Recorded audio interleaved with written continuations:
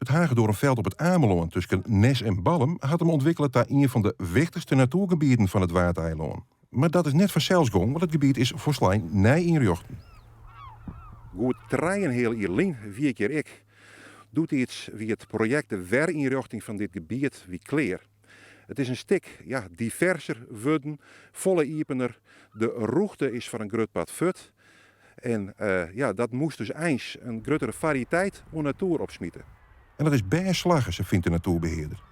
En we zijn er eigenlijk heel blij mee hoe het er allemaal uitziet. En de kerven die blijven mooi open. Het zand komt mooi naar binnen waaien. De planten ontwikkelen zich mooi. Je ziet weer duinviool. Het is goed voor de vlinders en alles. De natte plekken hierachter in het veld die hebben zich ook heel mooi ontwikkeld. Er ontstaan ook weer mooie orchideeën. Zoals de bijenorchis en de hondskruid.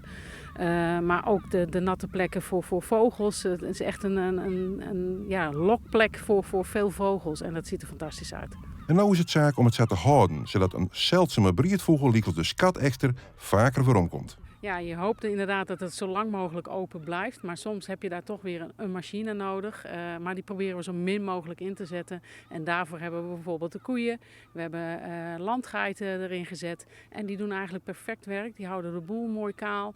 En dat landschap, dat is juist ook onder andere ook voor die grauwe klauwier een perfect landschap.